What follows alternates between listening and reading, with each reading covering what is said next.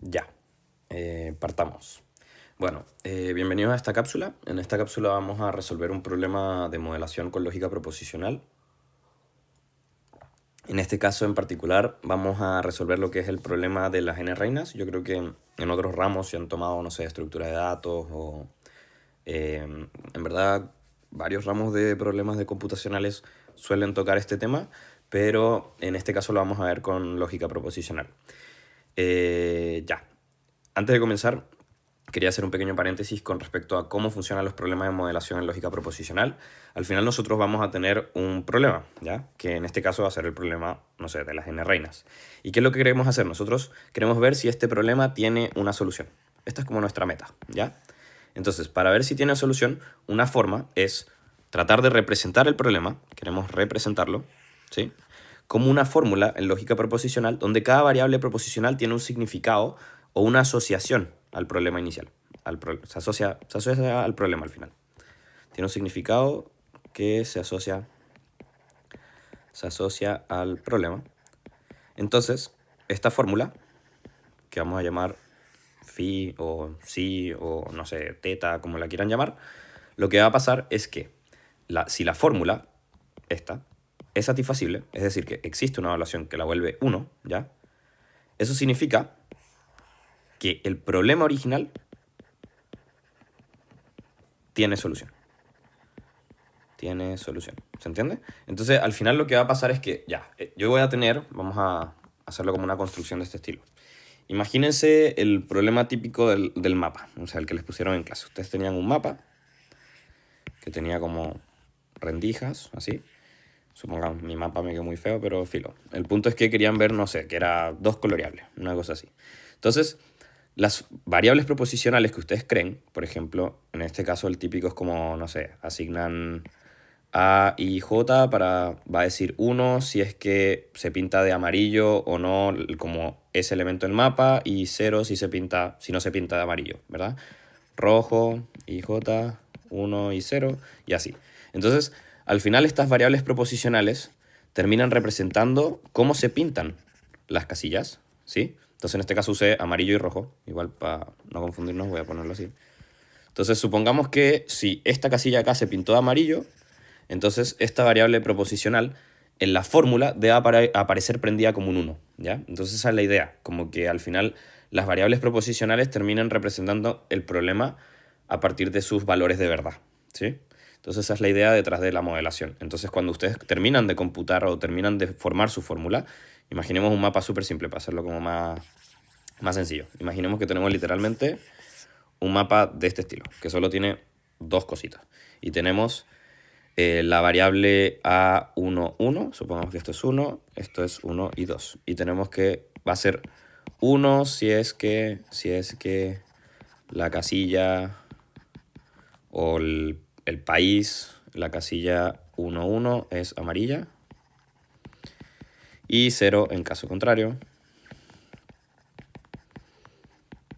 Y pongamos el R1, tendríamos la A11, A12, perdón, que sería lo mismo, pero para la casilla 12 tendríamos la roja 11, que sería 1 y 0, lo mismo pero con el rojo, y la roja 12, que sería lo mismo pero para la casilla 1, 2, ¿ya? ¿Se entiende? Entonces, ¿qué es lo importante? Por ejemplo, una coloración válida, una 2 coloración para esto sería como esto de rojo y esto de amarillo, ¿verdad?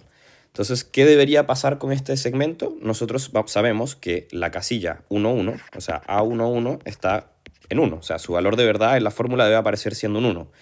La roja 1, 1 tiene que aparecer siendo, aquí me equivoqué yo, 0, y así.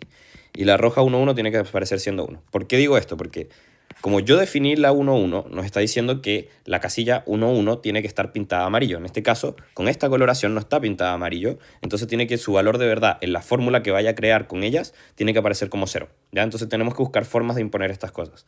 La roja 1, 1, como sí se pintó de rojo, tiene que aparecer como con valor de verdad verdadero. ¿Se entiende? Entonces esa es la construcción. Entonces Ahí vamos, igual con el ejercicio es muy parecido a esto, entonces vamos a ir viendo cómo se ve eso a nivel de lógica proposicional, pero la noción que tienen que tener es más o menos esta, como que las variables proposicionales al final están representando algo del problema. En este caso es el color de la casilla, ¿sí? Y con el problema de las n reinas vamos a ver cómo lo vamos a interpretar, pero esto era como modo de introducción. Ya, ahora sí, volvamos a lo que venimos.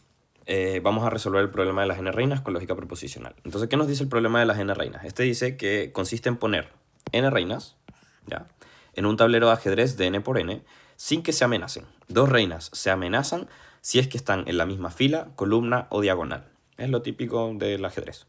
Entonces, C a C, un conjunto, no están definiéndose de esta forma, tal que para todo i, j perteneciente a 1, al final lo único que está diciendo es que para cualquier par de tuplas que pertenecen a las tuplas como totales del tablero, que representan las posiciones, se tiene que el i, j, ese par, va a pertenecer al conjunto C si y solo si hay una reina en la posición ij del tablero. Construye una fórmula phi, tal que phi es satisfacible. ¿A qué nos referíamos con satisfacible? Es decir, que existe una evaluación que hace a phi 1, y esto debe ocurrir si solo si C es una asignación válida.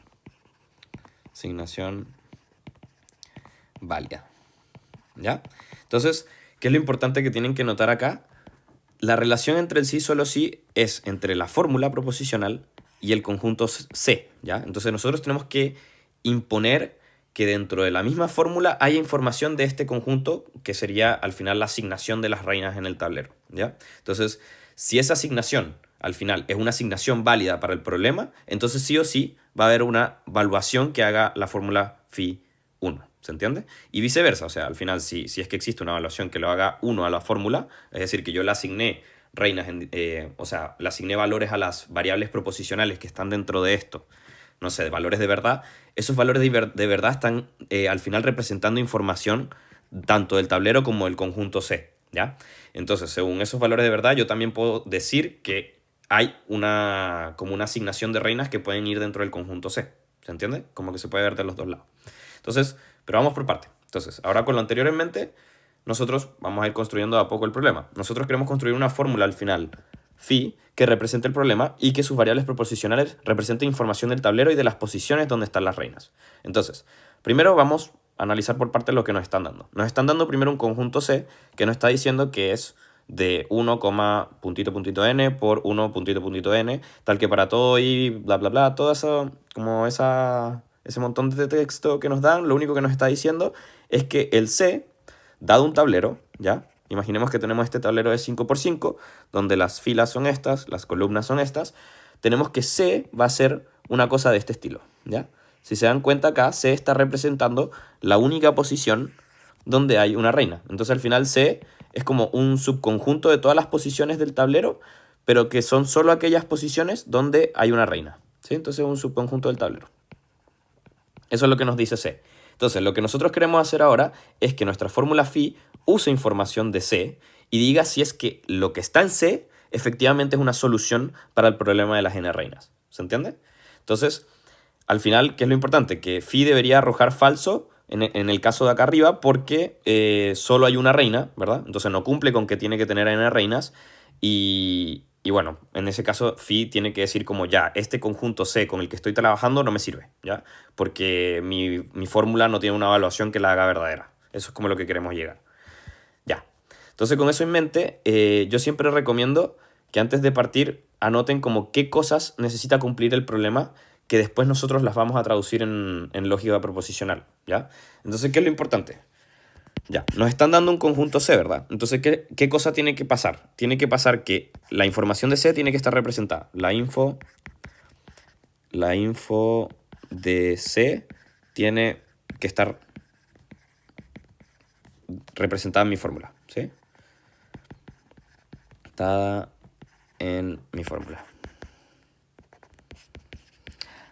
¿A qué me refiero con representada? Eso quiere decir que, por ejemplo, si yo tuviera la posición 1, 1 en el conjunto C, ¿ya?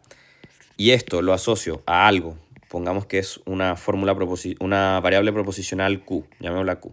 Esta Q tiene que indicar que hay una reina en esa posición o que esa posición es una posición que está dentro de C, por decirlo así. Ya vamos a ver cómo lo vamos a hacer, pero simplemente para que tengan noción de por qué indico esto.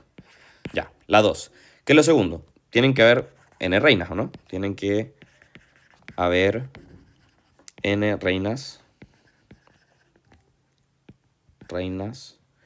en el tablero, que es equivalente a decir que es equivalente a decir que hay n tuplas en C, ¿o no? Por lo que habíamos hablado, cada tupla representa una posición donde hay una reina, entonces si esa tupla está en C, hay una reina en el tablero, ¿sí? En esa posición. Y tienen que cumplir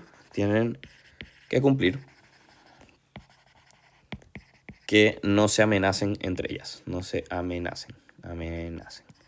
Entonces, yo siempre recomiendo en lógica proposicional anotar los requisitos del problema. En este caso son estos tres. Obviamente cada uno tiene sus detallitos que tenemos que ir viendo parte por parte, pero a grandes rasgos esto es lo que queremos representar. Queremos representar que la fórmula muestre información del conjunto C. Queremos representar que también, ahora que ya representa información del conjunto C, nos diga que en el conjunto C efectivamente hay al menos n tuplas dentro, ¿verdad? Ese es el segundo requisito.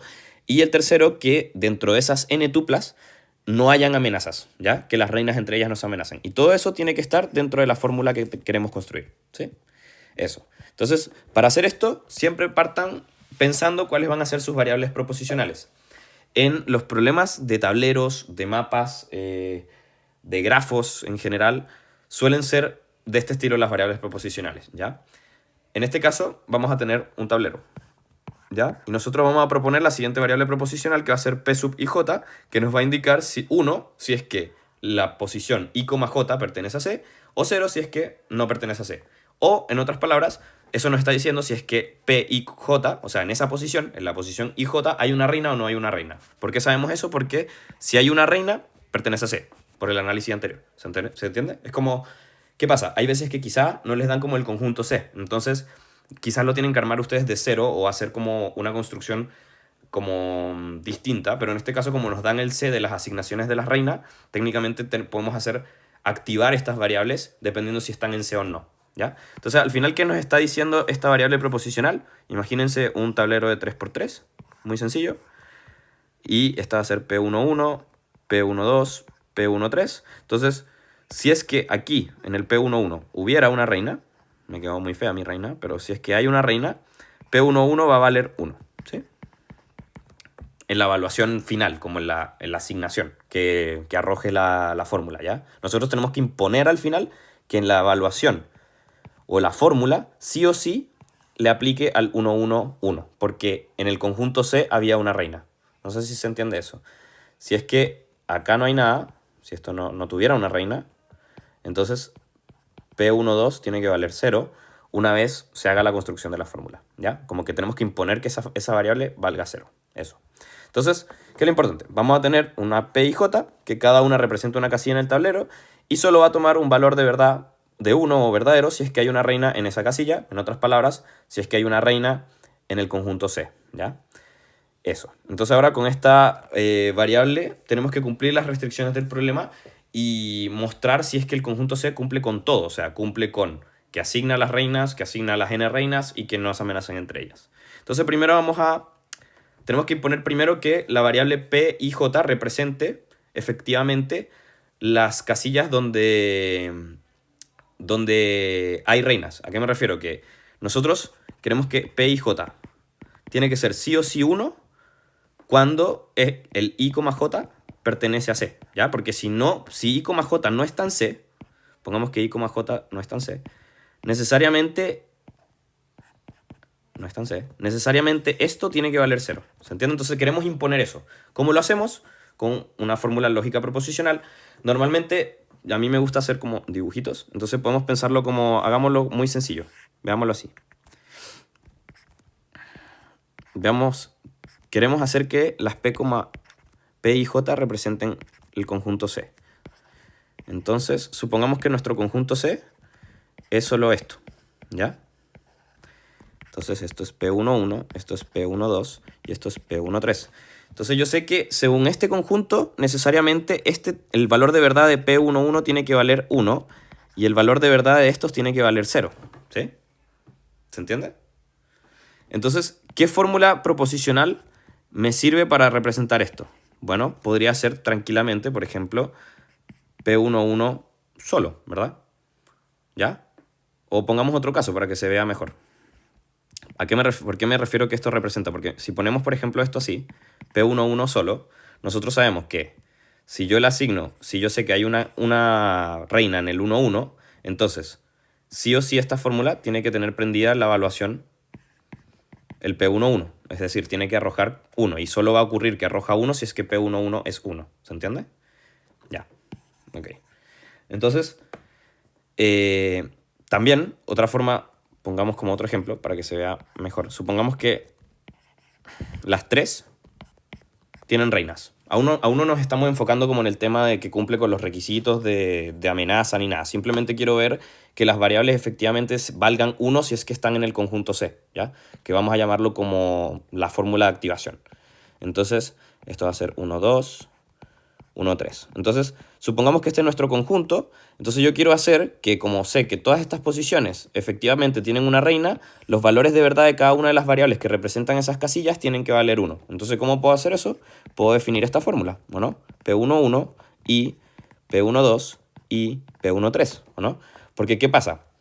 Si alguna de estas valiera 0, ¿verdad? Significa que la fórmula entera, no sé, supongamos que la evaluación le asigna 0 a alguna de estas. ¿Qué va a hacer? Va a hacer que la evaluación total de 0, ¿verdad? Porque son puras conjunciones. Entonces, al final, lo que estamos imponiendo es que yo quiero que sí o sí, si es que estos pares están dentro del conjunto C, entonces cada una de estas tiene que valer un 1. Estamos imponiendo que P represente sí o sí los valores verdaderos de los que están en el conjunto C. Espero que eso se entienda. Entonces, ¿cómo representamos eso como a un nivel más general?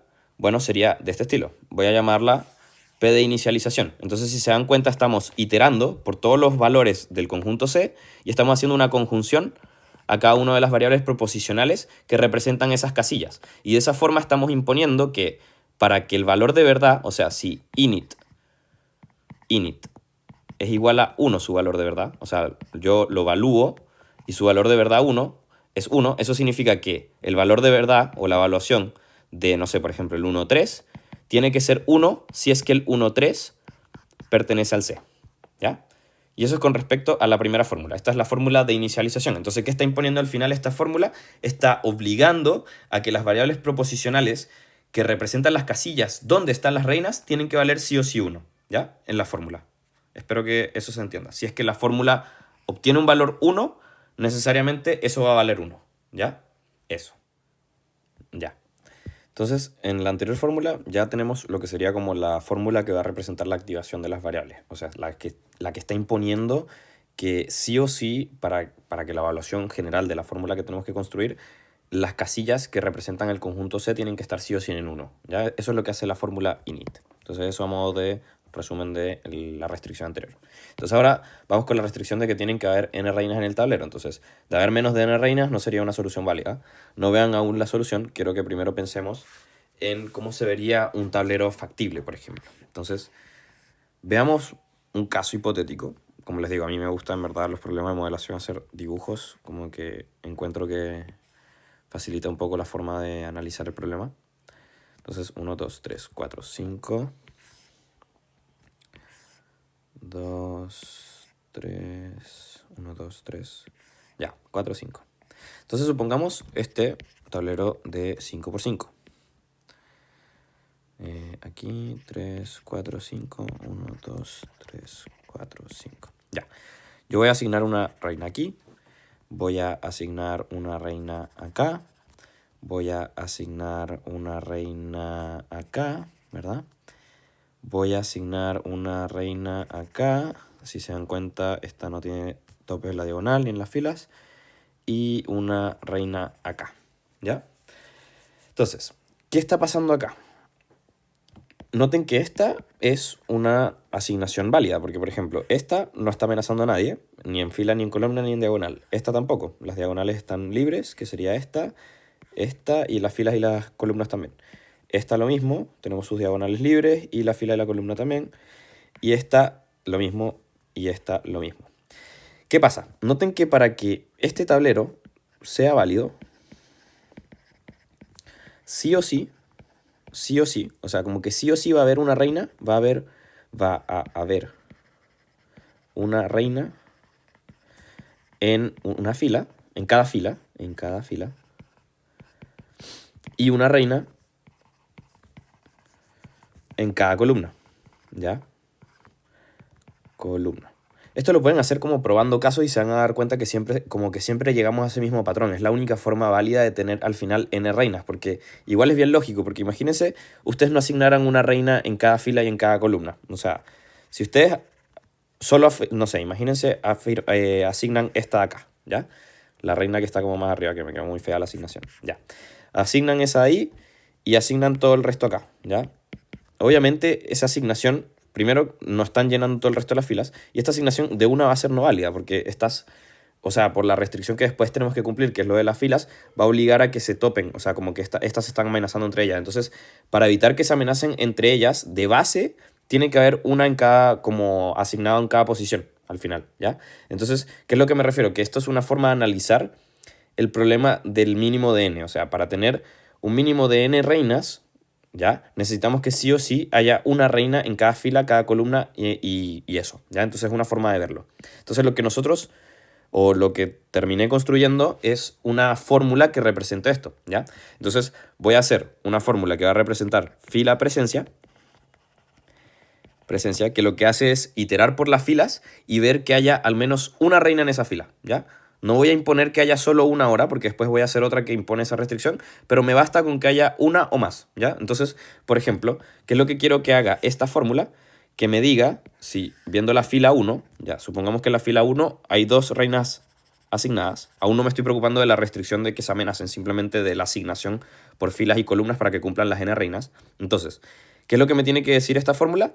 Que la evaluación para la fila 1, o sea, lo que me arroje esto, tiene que ser 1, porque tengo dos reinas asignadas, ¿ya? Entonces, porque hay la fila presencia me tiene que indicar que hay al menos una reina en esa fila, ¿ya? Entonces pueden pensarlo así, como, supongamos que fijamos la fila 1, fijamos la fila 1. Entonces, supongamos que ya tenemos las variables proposicionales, en este caso son de...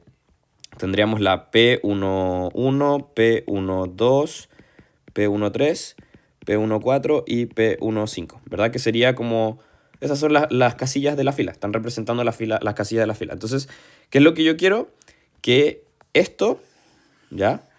De alguna forma me retorne 1 si es que alguna es 1, ¿verdad? Entonces, eso es un O, ¿ya? Al final es eso, porque ¿qué estamos diciendo? Yo quiero que haya una reina en la columna 1 de la fila 1, o en la columna 2 de la fila 2, o en la columna 3, perdón, o en la columna 2 de la fila 1, o en la columna 3 de la fila 1, o en la columna 4, o en la columna 5, ¿ya? Entonces, si eso se cumple, esto va a retornar 1. Y me está diciendo que justo en esa fila hay una reina, ¿ya? Y yo quiero hacer eso para todas, o sea, quiero que se cumpla para la fila 1 y para la fila 2, también se tiene que cumplir la misma. Fila 2. Tiene que cumplirse que 2.1, P2.2 o P2.3. O sea, tiene que haber al menos una reina en sus columnas. Esta también tiene que dar 1. Y así para todas las filas, ¿ya? Entonces esto lo podemos juntar con is, ¿verdad? Porque queremos que se cumpla para la fila 1 y para la fila 2 y para la fila 3, ¿ya? Entonces, así hasta la fila 4. Hasta la fila 5, perdón. Entonces, al final, si se dan cuenta, lo estamos uniendo por is, ¿ya? Porque, ¿qué es lo que está pasando? Esto de aquí, lo que sería esto, supongamos que es una fórmula que representa la fila 1, me está imponiendo que en la fila 1 se cumpla que haya una reina al menos, ¿ya?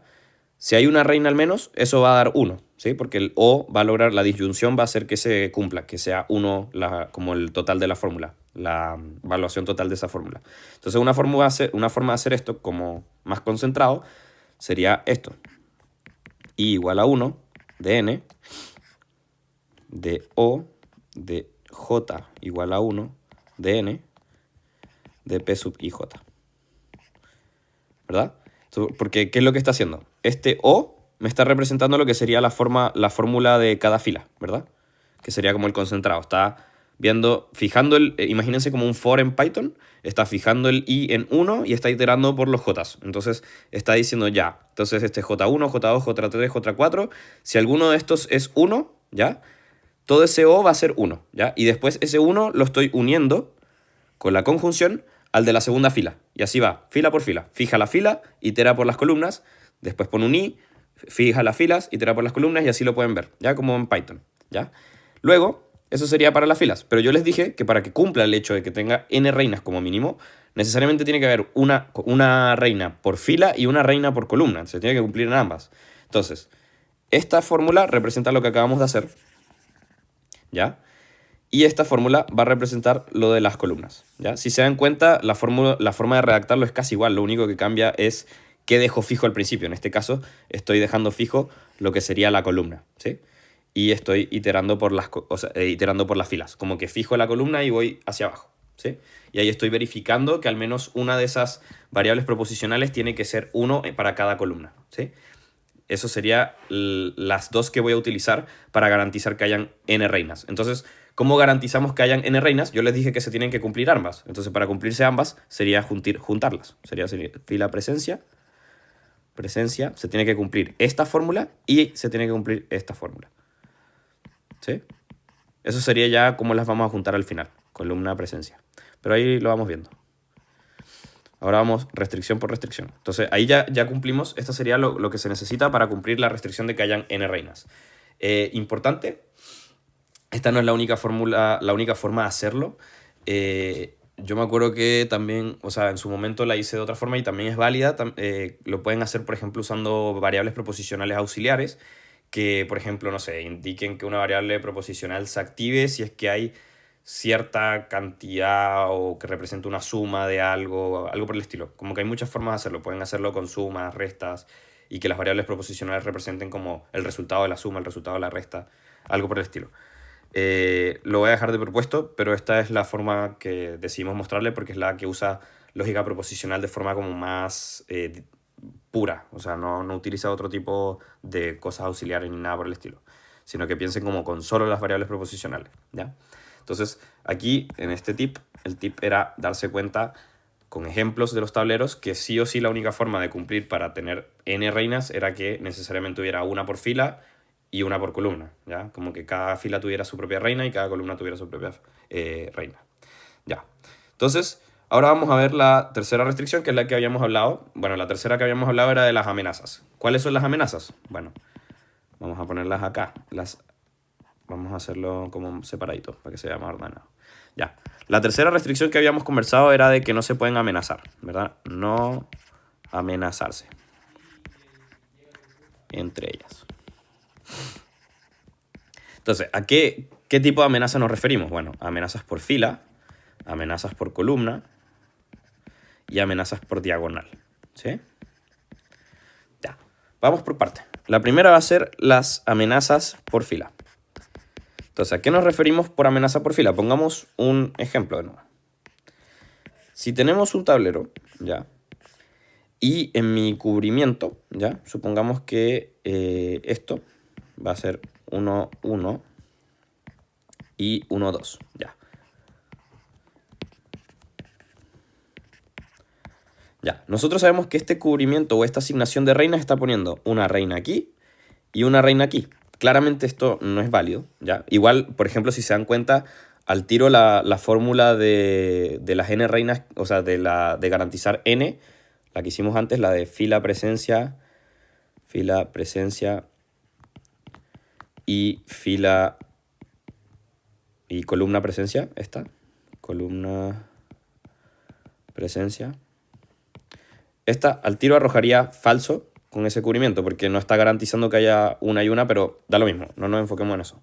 Simplemente que noten que esto, ya con lo que llevamos, está haciendo que esto no sea una asignación válida y por lo tanto, como no es una asignación válida, el resultado de verdad que va a arrojar la fórmula que estamos construyendo va a ser 0, ¿ya?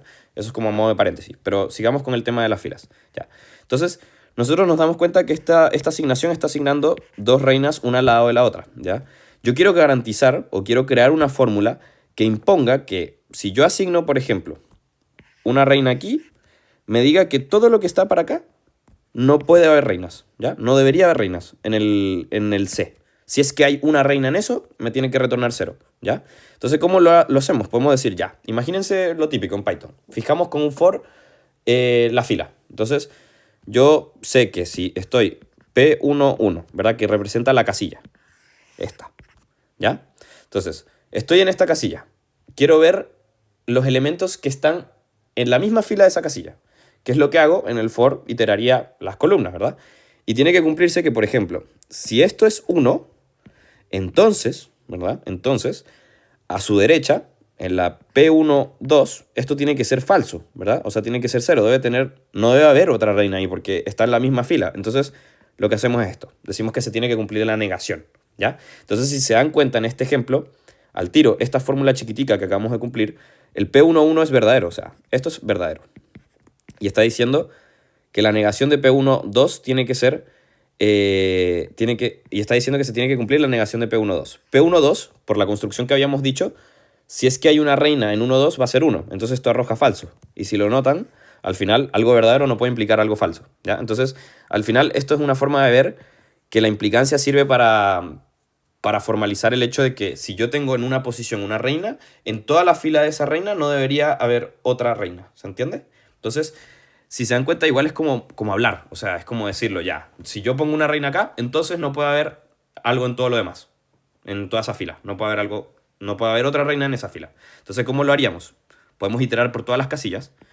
¿Cómo iteramos por todas las casillas? Se tiene que cumplir para todas, o sea, para esta casilla y para esta casilla y para esta casilla voy a imponer lo de las filas. Entonces, iteramos por todas las casillas, como en Python, ¿ya? Esto es lo que estamos diciendo, como que ya, yo estoy iterando por todas las combinaciones de IJs, ¿ya? IJs. Entonces, si estoy en esa casilla IJ y si esto fuera 0, o sea, si es que no hay una reina ahí, da lo mismo, porque algo falso, entonces aquí puede haber cualquier cosa, ¿verdad?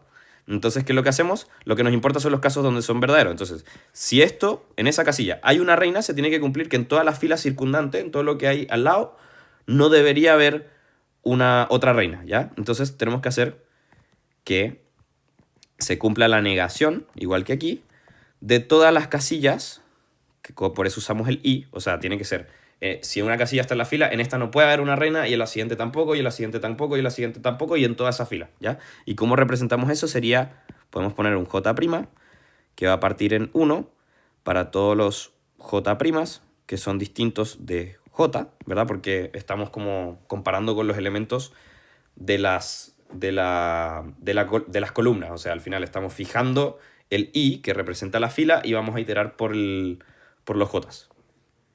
Y hasta n. Entonces dejamos fijo el i que representa la fila, estamos fijando la fila de la posición que estamos analizando y vamos a iterar por el j' para indicar que todas los j' tienen que cumplir que sean 0. Porque si alguno no fuera 0, esto va a retornar 0. O sea, si alguno no fuera 0, la negación va a retornar la negación de 0.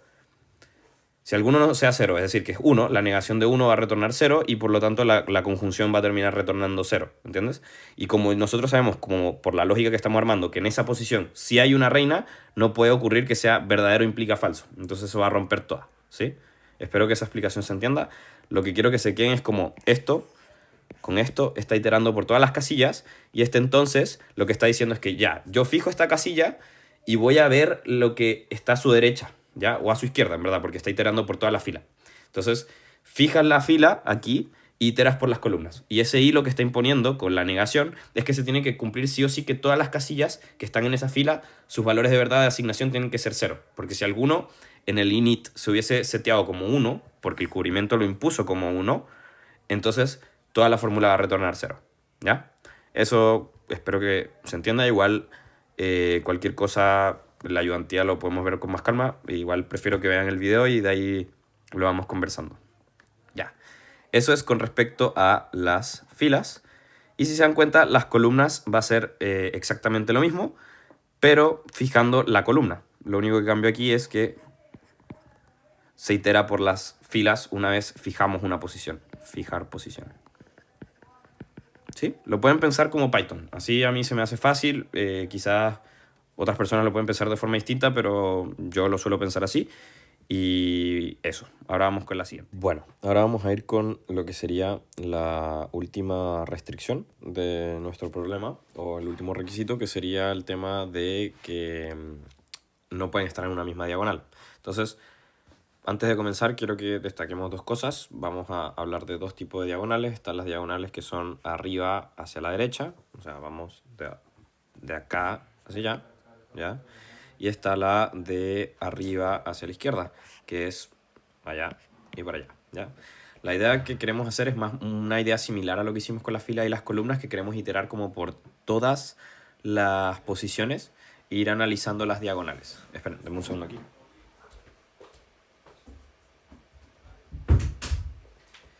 Ya, entonces, siguiendo con esa idea, nosotros, más o menos como el mismo estilo, lo que queremos hacer es iterar por todas las posiciones, como hacíamos acá, pero en vez de tener que ir, no sé, lo que hacíamos antes era que íbamos por posición y iterábamos por fila, revisamos fila, fila, fila, o posición por posición y revisamos sus columnas.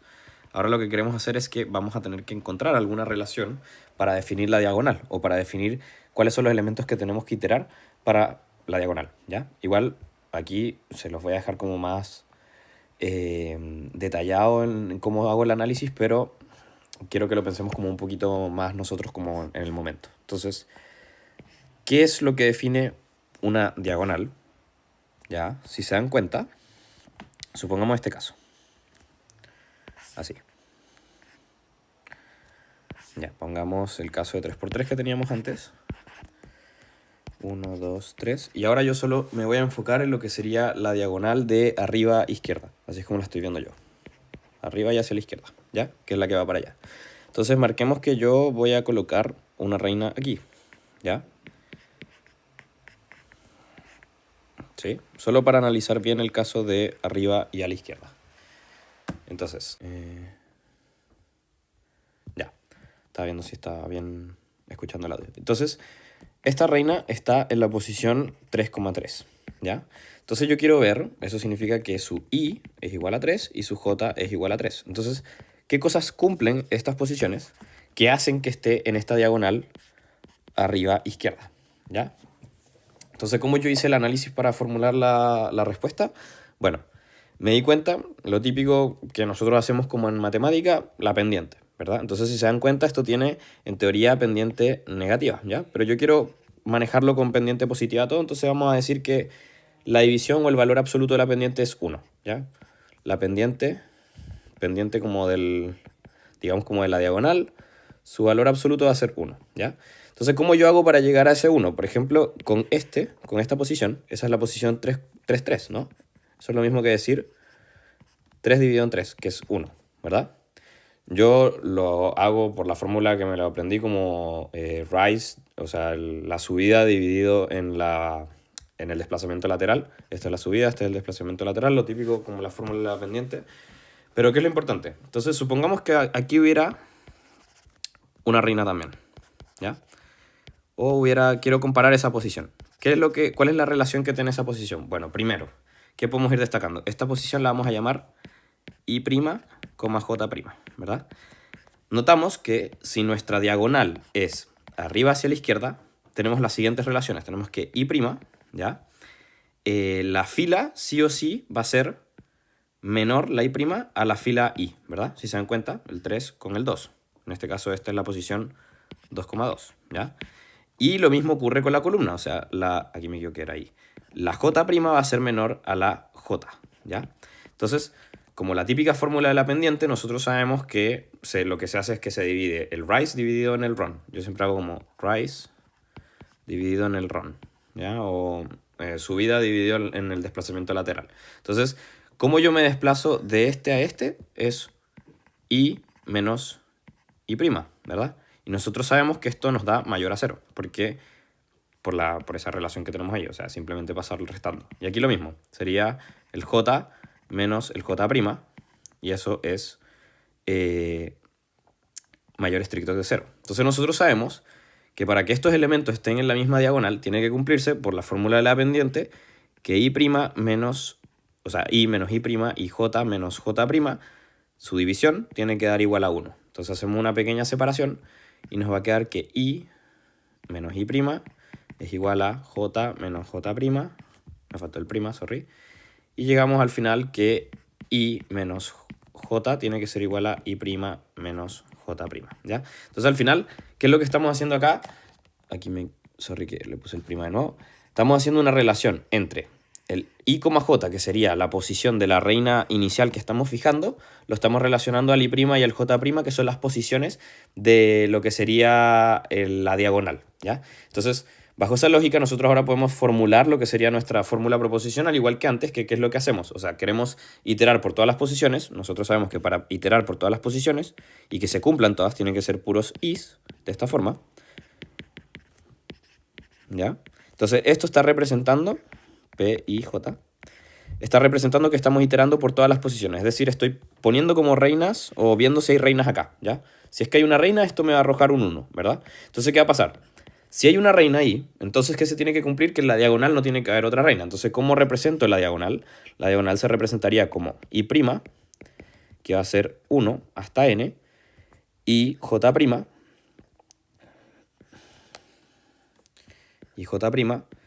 que va a ser, acá sería, aquí lo anoté, que lo hice por aquí, denme un segundito. Ya, ahí, para ir haciendo. Entonces tenemos esta parte, que sería la iteración por cada una de las casillas. Entonces, ¿qué va a pasar? Si esto es 1, entonces tiene que cumplirse que en la diagonal, esto representa lo de la diagonal, y si se dan cuenta, la restricción que relaciona el J' y el I' depende de esto de acá abajo que ponemos debajo de este I. Entonces, lo que está imponiendo esto es que al final la resta entre I' menos J' tiene que ser igual a la resta entre I y J. Y esto está imponiendo que estos dos valores, el I' y el J', sean los elementos de la diagonal. Entonces se tiene que cumplir que no hayan reinas ahí. O sea, que se tiene que cumplir la negación del PI sub J. Es el mismo análisis que filas y columnas, solo que con la diagonal. Entonces, al final, ¿qué era lo importante? Ver cómo formular esta forma, ¿ya? Porque para la columna, para las columnas y la fila era muy sencillo, porque era simplemente poner como I distinto de, o sea, I' distinto de I, y con eso iteraba como por todos los valores que eran distintos de I, pero en este caso tienen que cumplir el I' y el J' una relación específica para pertenecer a la diagonal, ¿ya? Pero la fórmula es como la misma. Entonces, eso es con la diagonal arriba izquierda. Y si quieren, bueno, dejé aquí la solución de lo que sería la diagonal arriba derecha, pero prefiero que dejen en propuesto cómo llego a esta parte de aquí o la relación con el mismo análisis dependiente, en verdad. No es muy distinto. Ya. Entonces, con eso ya tendríamos lo que serían todas nuestras fórmulas proposicionales. Entonces, ¿qué es lo que teníamos como resumen? Nosotros tenemos la fórmula init, que lo que hacía era imponer que las variables proposicionales p y sub j fueran 1 si es que sí o sí el par i, j estuviera en el C, ¿ya? Entonces de esa forma imponíamos que si está en el C, esto tiene que valer 1, ¿ya? Entonces esa se tiene que cumplir sí o sí porque hay que asegurar que las variables proposicionales representen efectivamente el conjunto donde se están poniendo las reinas. Entonces tiene que cumplirse esa restricción. Además, se tiene que cumplir el tema de que tienen que haber n reinas. ¿Cómo garantizamos n reinas? Con estas dos. Entonces se tiene que cumplir esa y esa, por eso con conjunción. ¿Qué más se tiene que cumplir? Se tiene que cumplir la restricción de que en las filas no hayan más de una, que es esta. Y en la columna tampoco, que es esta, también con conjunción. Y después este i, el de las diagonales, que sería la diagonal por arriba izquierda y por arriba derecha, que es exactamente el mismo análisis que con fila y columna, que con estos dos, pero con las diagonales. Entonces, ¿qué es lo importante acá? Al final esta fórmula, la fórmula, vamos a llamarla final, que va a ser esta de acá. Esta va a ser nuestra fórmula final. ¿Qué es lo que está diciendo? Si yo consigo una evaluación que lo vuelve 1, significa que esta evaluación está asignando valores de verdad a cada par, p y sub j. Entonces le asigna un 1 o un 0, ¿verdad? Entonces, ¿qué va a pasar? Si le asigno un 1 o un 0, yo sé que si al final llego a que la fórmula total es un 1, como esta se forma por puras conjunciones, que eran así, como las que tenemos arriba, significa que cada una de estas formulitas también llegan a un valor de verdad 1, ¿verdad? Entonces, ¿qué es lo que está garantizando? Que cada p y sub j que tiene un 1, sí o sí pertenece al C, ¿sí? ¿Se entiende como el análisis? Por el init, por la primera que hicimos. El init garantiza eso. Y además de garantizar de que cada uno de p y sub j que tiene un valor 1 pertenece a C, también estamos garantizando que si el valor de verdad de la fórmula total es 1, significa que esa asignación a esos p y sub j cumplen con las n reinas, cumplen con que no tienen enemistades en el sentido de las diagonales, enemistades en las filas y en las columnas. Entonces, eso al final nos garantiza que si esta evaluación se vuelve 1, significa que todos los pares P y sub J están representando lo que sería la asignación C y garantizando que esa asignación C al final sea un problema del problema de las reinas. Bueno, espero que quede claro. Igual, como repito, esto lo podemos ver con más calma también en la ayudantía. Se pueden quedar, me pueden preguntar lo que sea. Pero aquí quería que se quedaran como la noción de cómo construir esto. ¿Y qué es lo importante de todo esto? Al final esto es como... Lo que tienen que tratar de hacer en modelación es como hablar casi. O sea, ustedes imponen las restricciones, imponen lo que quieren decir al final y ustedes construyen lo que serían como las fórmulas, pero estas fórmulas tienen que representar lo que están hablando al final. Y después, casi siempre, para las fórmulas finales de lo que representaría como tu problema final va a ser puras conjunciones, porque se tienen que cumplir cada una de las restricciones que formularon. Entonces se tiene que cumplir esta y esta y esta y esta. ¿Se entiende? Y ya como las formen por dentro estas otras fórmulas, depende de cada uno y cómo ustedes piensen la materia o cómo piensen el análisis, pero en general suele ser muy parecido a hablar. Por ejemplo, cuando estábamos viendo el tema de las filas, si yo pongo una reina en esta fila, o sea, en esta posición, entonces tiene que cumplirse que en todas las demás posiciones de esa fila tienen que haber valores de valor de verdad falso. ¿Se entiende? Entonces, eso. Y otra forma también de pensarlo, pueden pensar lo que serían los fors, o lo pueden ver como en Python, que ustedes al final lo que hacen es iterar, y cómo iteran pueden ser con is, ¿ya? Los os serían para garantizar como que ocurre esto, o esto, esto, esto, como... A ver, ¿cómo lo explico? Como con el tema de las filas, yo necesitaba con el tema de las filas que se cumplieran todas las filas. Entonces sería en esta, y en esta, y en esta, y en esta, ¿verdad? Y se tiene que cumplir que en esas filas, no sé, haya una reina en cada una. Entonces tiene que haber o en esta columna, o en esta columna, o en esta columna, o en esta columna, o en esta columna para esa fila. Entonces ahí juntan el o. Entonces al final tienen que ir tratando o ir acostumbrándose a que esto se parece mucho a hablar, pero con un nuevo lenguaje, ¿ya? Eso. Estaré pendiente a las dudas, cualquier cosa, pero este sería como el fin de la cápsula de lo que sería el problema de las n reinas. Saludos. Hola, ahora veremos en este segundo ejercicio un caso de modelamiento en lógica proposicional aplicado a grafos. Entonces dice, decimos que dos grafos G1 igual a B1, E1 y G2 igual a B2, E2 son isomorfos si existe una biyección tal que para todo A, B, para todo par de vértices A, B en B1 se tiene que, si es que A, B está en E1, o sea, si es que existe una lista entre los vértices A y B, sí, solo sí. Existe una lista entre los vértices f de A y f de B en el segundo grafo. Entonces, digiramos un poco este concepto. Veamos, por ejemplo, el siguiente grafo. A, B, C. Tenemos la lista entre A y B y entre A y C. Y veamos este otro grafo que se llama estrella, cuadrado y triángulo. Y que tiene esas dos aristas. ¿Son isomorfos estos dos grafos? Ocurre que sí. Ahora, ¿qué significa el isomorfismo a grandes rasgos? O que dos grafos sean isomorfos. Significa que básicamente si yo los dibujo distintos, son el mismo grafo. Entonces recordemos que los grafos en realidad no son como, no vienen en un espacio geométrico. Entonces yo aquí podría tomar mi vértice triángulo y dibujar el grafo así. Triángulo ahí y me quedan estas dos aristas. Y ahora, bueno, son el mismo grafo pero con otros nombres de vértice. Básicamente el mismo grafo, ¿cierto? Ahí decimos que los grafos son isomorfos. Más formalmente, nosotros queremos presentar una función desde los vértices del grafo 1, desde los vértices de G1, que es este grafo de acá, hasta los vértices de G2, que es este grafo de acá, y queremos que esa función preserve, sea una biyección que preserve aristas. ¿Ya? Eso es básicamente la traducción de esta notación oficial o formal que tenemos aquí arriba. Queremos que preserve las aristas. Entonces, queremos que haya una función que nos lleve de acá para acá, f, que sea biyectiva y que Si es que hay dos vértices acá que están unidos por una arista, entonces sus imágenes tienen que estar unidas por una arista. Entonces, podemos proponer la siguiente función f. Una función, voy a escribirla de forma súper intuitiva. Una función que lleve a triángulo, b a cuadrado y c a estrella. Entonces ahora podríamos nosotros querer demostrar que esto es un isomorfismo, por ejemplo. Em, para eso tenemos que hacer dos cosas. Primero demostrar que es una biyección y luego demostrar que preserva aristas. ¿Sí? Entonces, ¿qué significa que sea una biyección? Una biyección es una función biyectiva que podremos recordar de quizá algún otro ramo o quizá no. Se ve más adelante en discretas, así que vamos a recordarlo. Una función biyectiva es una función que es inyectiva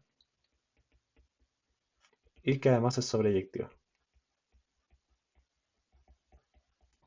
¿Qué significaba que una función fuera inyectiva? Significa que si yo tengo mi dominio, mi recorrido, no hay dos puntos. Vamos a hacer un poquito de zoom aquí. Y esta es mi función f. Vamos a hacerlo con rayas mejor. Esto no puede pasar. ¿Ya? No puede haber dos puntos o dos elementos del dominio que estén mapeados por f al mismo punto del recorrido. Entonces eso significa inyectiva. Y sobreyectiva significa que todos los puntos del recorrido tienen una preimagen en el dominio. Entonces, por ejemplo, esta es una función sobreyectiva, pero no es inyectiva. ¿Por qué? Porque estos dos se mapean al mismo. Pero si nos fijamos, todos aquí están mapeados. Ahora, si yo le agrego uno más, ya no es sobreyectiva. ¿Por qué? Porque este no tiene preimagen. ¿Sí? Entonces, esos son, cuando nosotros tenemos una función que es inyectiva y sobreyectiva, tenemos una función biyectiva o, en otras palabras, una biyección. Entonces, tratemos de demostrar que esta f de aquí, de ejemplo, es una biyección. ¿Sí?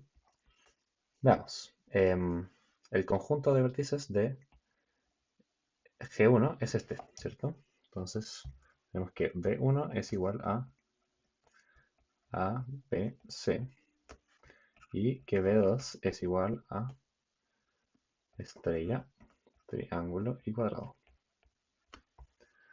Ahora, inyectividad.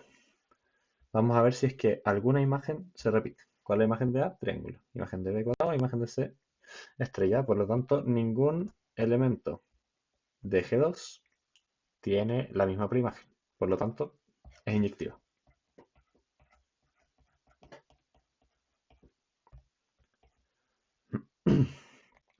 Una forma de verlo también sería por cada elemento del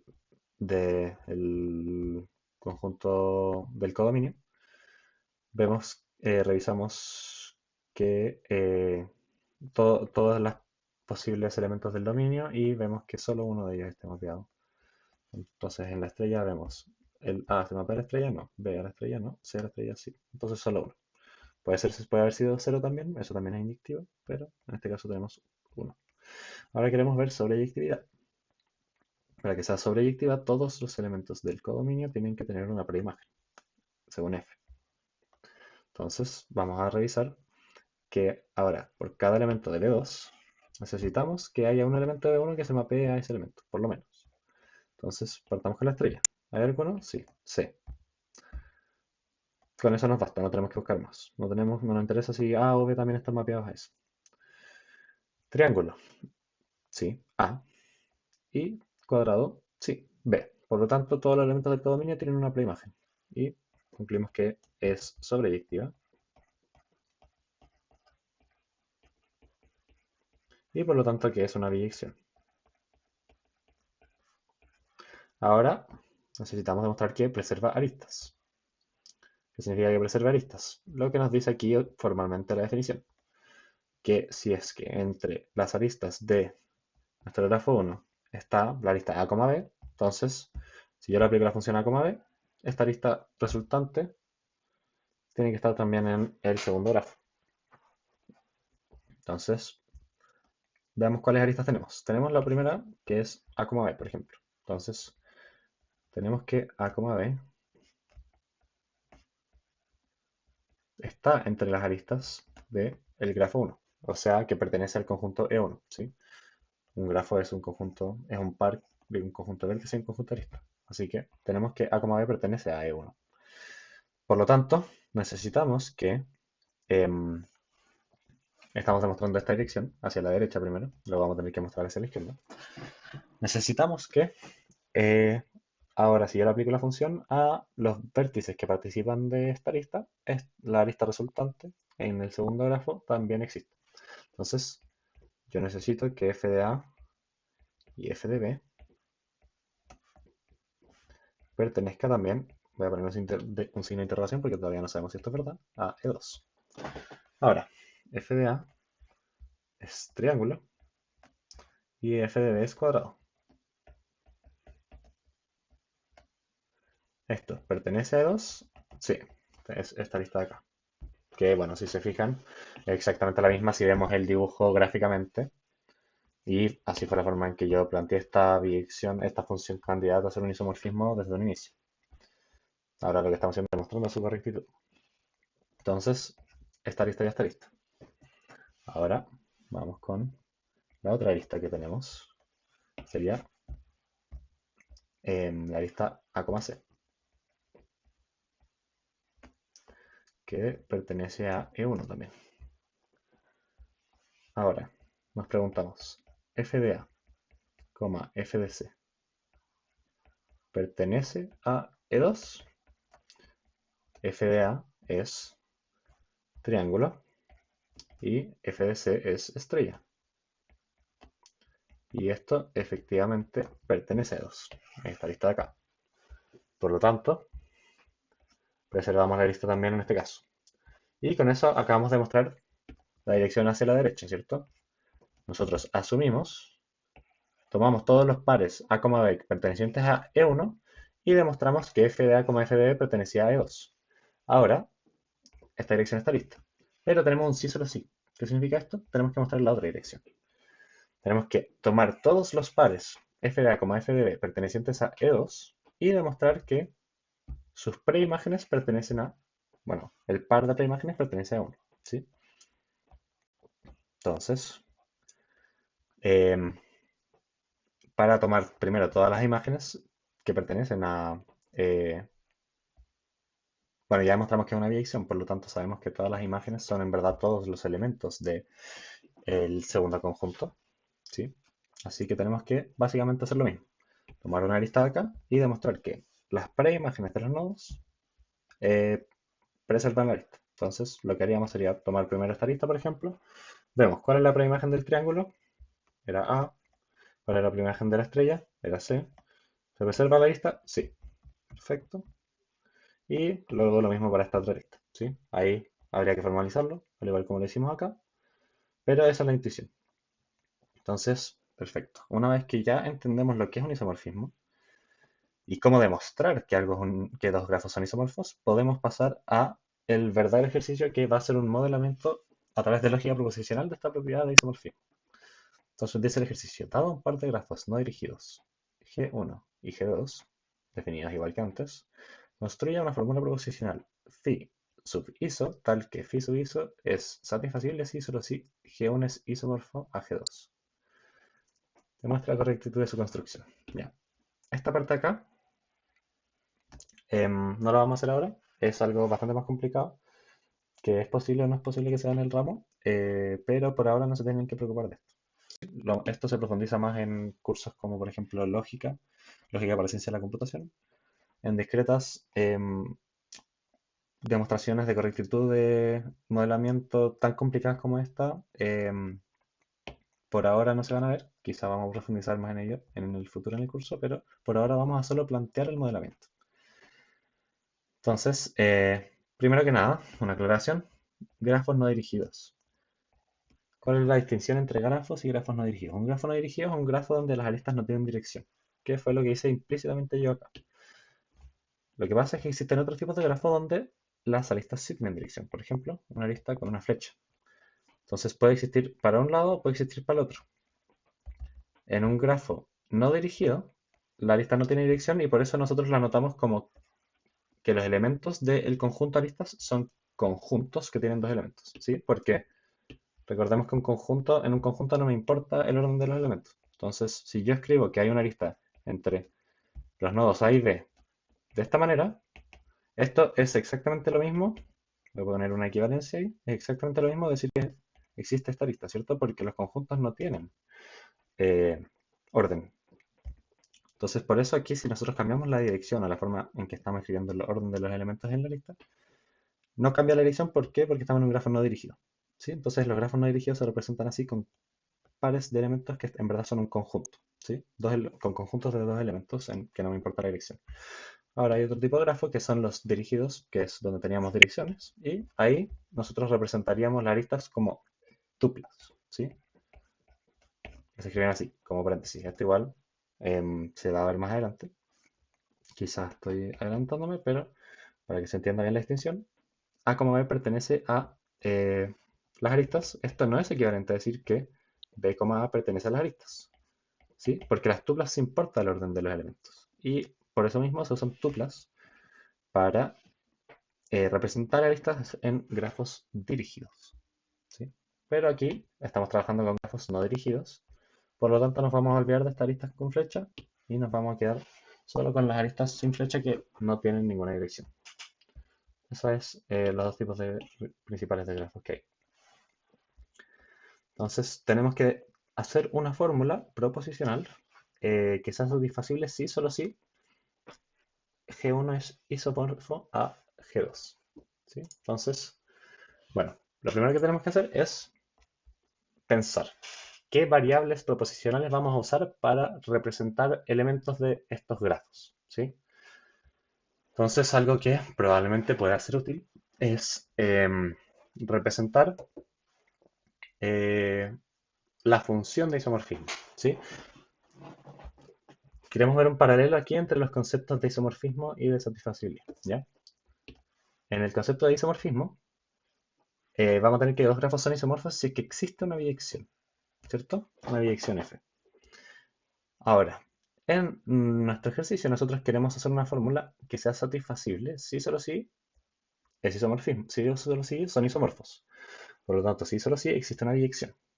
Ahora, ¿qué significaba satisfacibilidad? Significaba que existía una evaluación, ¿cierto? Que existía una asignación de valores para nuestras variables proposicionales tal que la fórmula era verdadera. Esa es la definición de satisfacibilidad. Entonces, nosotros queremos algo que sea satisfacible si solo si dos grafos son isomorfos. Entonces, voy a escribir aquí, satisfacible significa existe una evaluación. Y aquí tenemos un si solo si existe una biyección F y que además preserva aristas.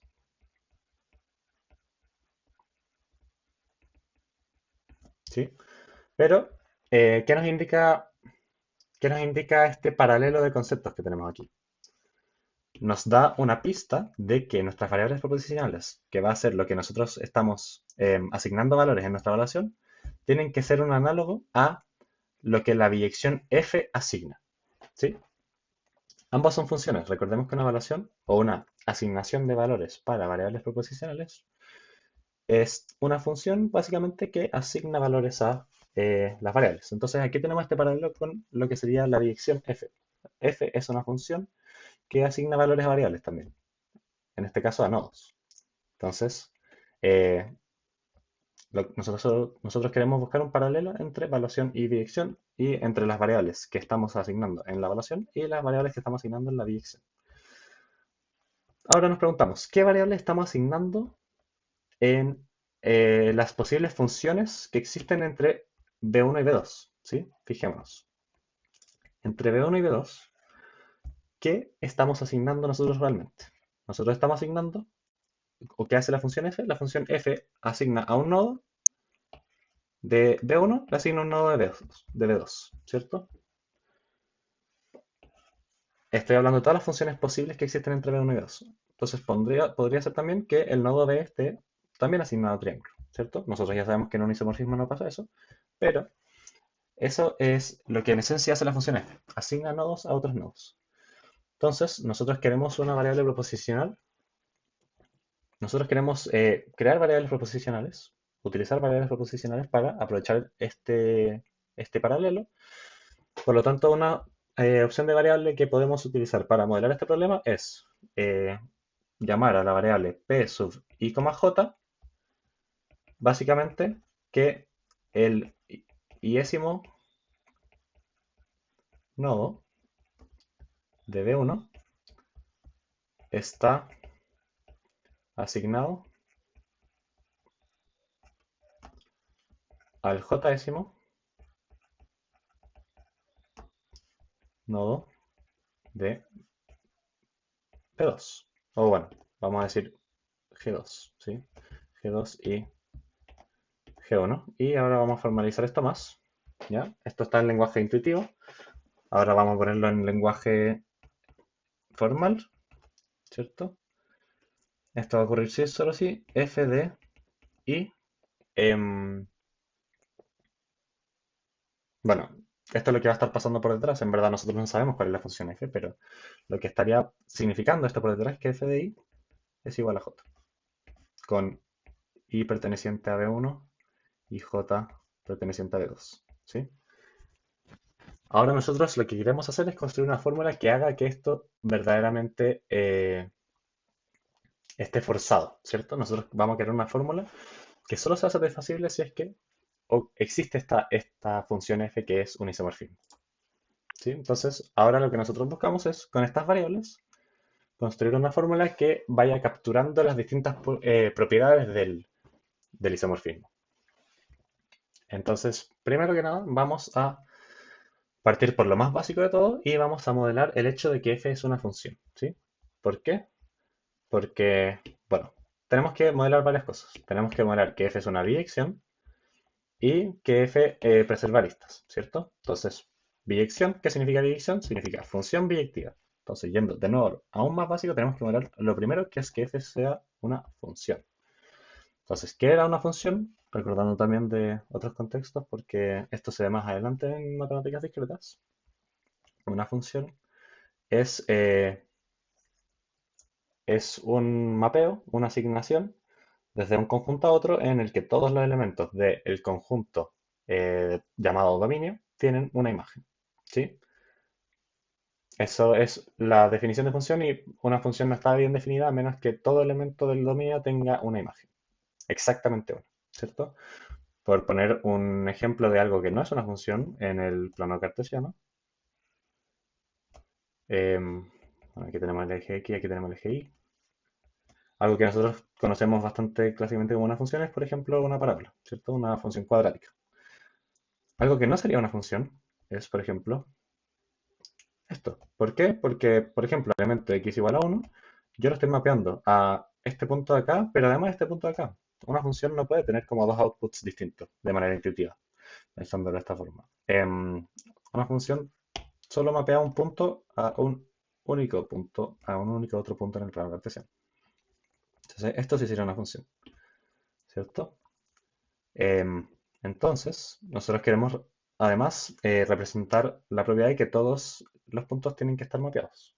Bueno, para considerar que es una función total que va desde el dominio al codominio. Entonces tenemos que representar esta propiedad, ¿sí? Necesitamos que todas las elementos de nuestro dominio tengan una imagen y que esta imagen sea única. Entonces llamemos a esta primera fórmula phi imagen. ¿Sí? En general se hace esto como construyendo subfórmulas y después las vamos juntando con conjunciones para simbolizar que estamos agregando propiedades, ¿cierto? Entonces, nuestra primera fórmula vamos a llamarla phi imagen y lo que buscamos con esta fórmula es garantizar que la función esté bien definida, ¿sí? Entonces, lo que nosotros queremos es que todos los nodos y pertenecientes a B1 tienen que tener alguna imagen. O sea, tiene que haber algún J, vamos a hacer una disyunción generalizada acá, tal que el nodo I esté asignado al nodo J. Entonces, ¿por qué con esto estamos garantizando que todo nodo tenga una imagen? Porque por cada nodo estamos recorriendo, esto es como, si lo quieren pensar computacionalmente, es como ir por un for loop. Por cada nodo vamos a asegurar que por lo menos tenga un nodo al que está asignado, ¿sí? Quizá va a estar asignado a más de uno. Eso es un problema que tenemos que resolver ahora.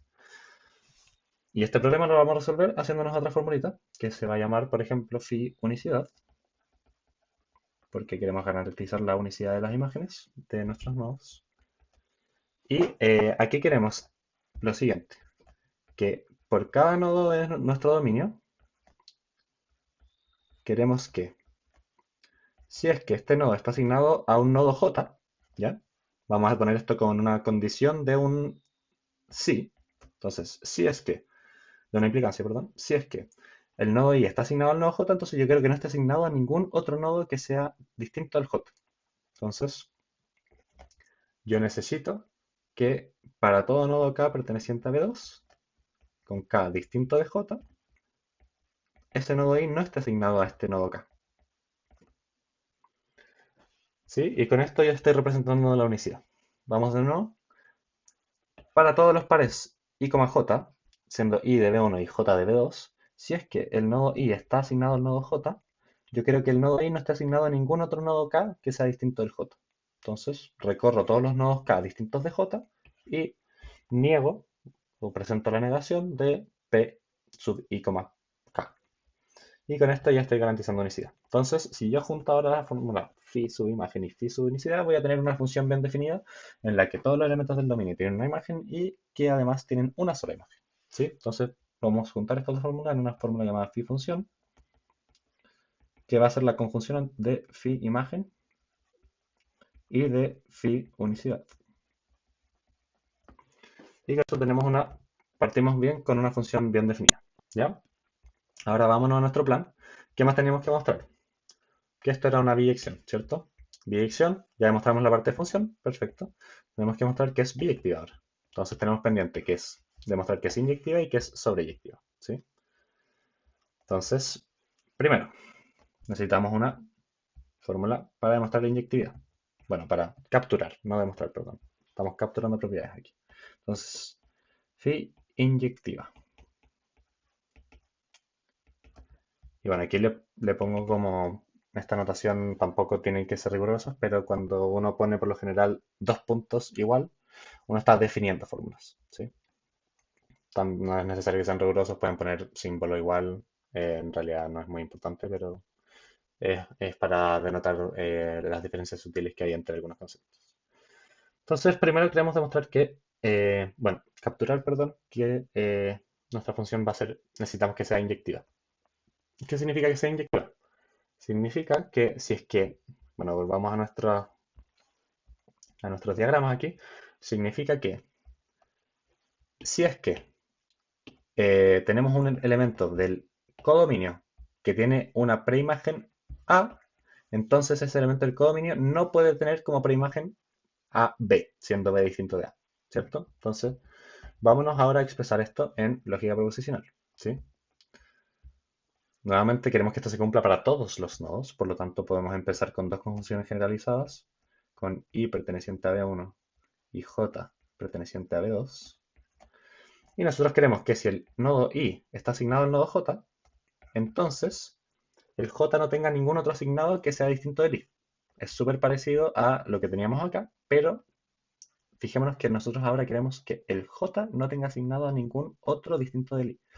Por lo tanto, esta conjunción va a recorrer con K en D1 ahora, ¿cierto? Y K tiene que ser distinto de I. Entonces, para todos los que son distintos de I, yo no quiero que esos estén asignados al J. Entonces, con esta fórmula capturamos inyectividad. Ahora necesitamos capturar sobreyectividad. Entonces, phi sobreyectiva. Podemos definirla. Esto va a ser bastante similar a lo que nosotros habíamos utilizado acá, pero es como para el otro lado. Aquí nosotros necesitábamos que todo elemento del dominio tuviera una imagen. Ahora nosotros necesitamos para sobreyectividad que todo elemento del codominio tenga una preimagen. Entonces es súper parecido, solo que tenemos que dar vuelta el dominio y el codominio. Por lo tanto, necesitamos que todo nodo J de B2 tenga una imagen, una preimagen, perdón. Entonces va a ser básicamente conjunción generalizada, iterando con J en B2 y disyunción generalizada con I en B1 de P y J, ¿cierto? Y con esto capturamos la sobreyectividad. Y finalmente podemos definir phi biección como la conjunción entre que phi sea em, una función. Bueno, si queremos podemos hacerlo más por parte incluso, biyectiva. No, ya hagámoslo así. Biyección. Va a ser, necesitamos que phi sea o que f sea una función que sea inyectiva y que sea sobreyectiva.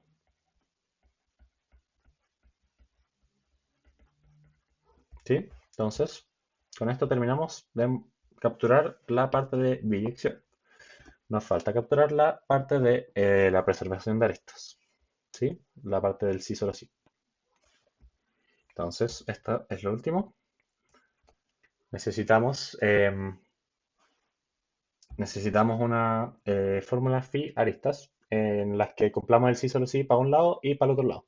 ¿Cierto? Entonces, podríamos ponerle a nuestra primera fórmula phi sub flechita hacia la derecha. ¿Ya? O phi sub derecha. Entonces, con esta queremos calcular la dirección hacia la derecha de nuestro sí solo sí. Entonces, la dirección hacia la derecha de nuestro sí solo sí, ¿qué dice? Dice que si es que hay una lista N1, la lista tiene que estar en N2. ¿Ya? Entonces, vamos a de nuevo. Esta vez vamos a indexar sobre E1, ¿cierto? Porque nosotros queremos que esto se cumpla para las cosas que, bueno, vimos que en una implicancia solo nos importa los casos en que el lado izquierdo es verdadero, ¿cierto? Los casos en que el lado, cuando nosotros queremos demostrar algo, por ejemplo, P implica Q. Los casos en que P es falso, esta implicancia es trivialmente falsa, verdadera.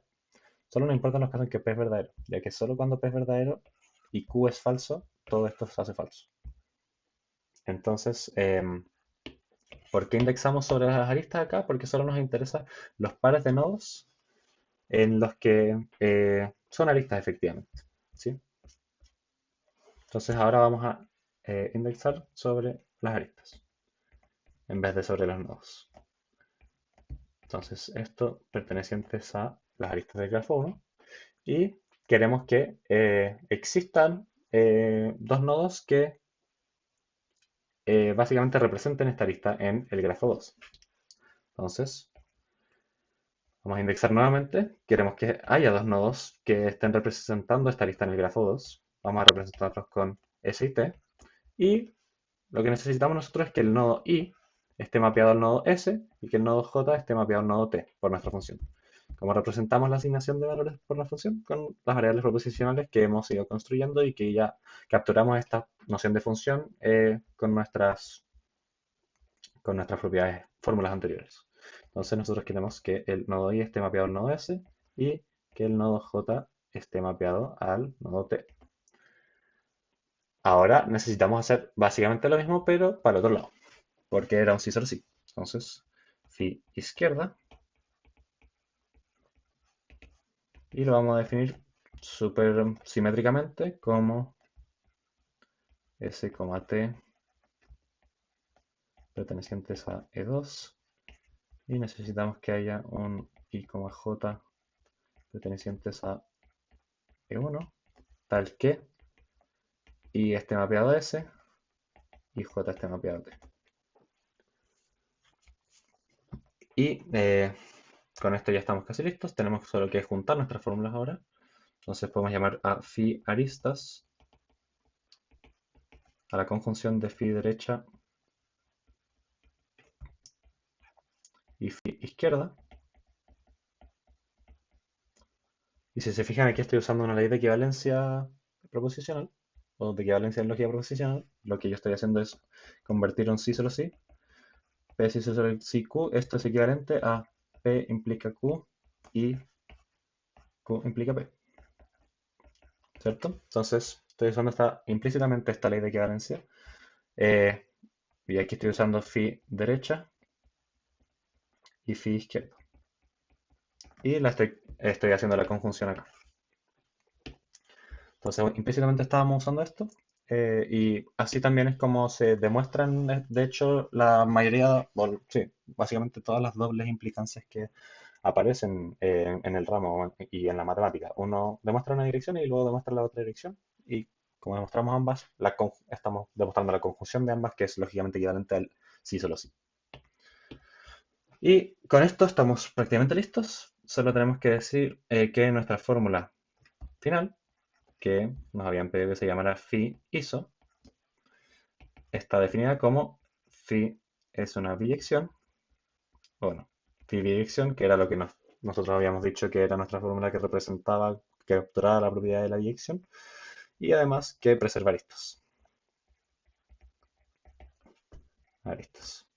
Y con esto nuestra fórmula estaría básicamente lista y bueno, aquí se podría ir más allá y demostrar la correctitud de nuestra fórmula. O sea, demostrar que phi iso es satisfacible si solo si G1 es efectivamente isomorfo a G2. Em, pero la forma en que se demuestra este sí solo sí de satisfacibilidad, sí solo sí es isomorfismo, bueno, la forma en que se demuestra en general que estamos capturando una propiedad, efectivamente, es un recorrido más formalizado de todo el razonamiento intuitivo que hemos hecho nosotros para crear estas fórmulas. Eso es lo que se hace en este tipo de demostraciones.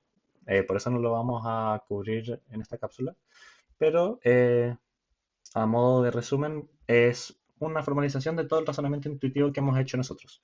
Esto de que necesitamos que la función esté bien definida, necesitamos que sea única, bla, bla, bla. Esto se hace más formalmente en esta demostración, diciendo que existe una función, bla, bla, bla. Con decir que existe una función ya decimos que estamos cumpliendo esto. Entonces ahí se van observando y se van haciendo notar los paralelos entre las fórmulas, entre las subfórmulas y las propiedades que nosotros construimos intuitivamente. Pero esta es la esencia de los ejercicios de modelación, es ir viendo qué propiedades nosotros necesitamos capturar y traduciéndolas a lógica proposicional.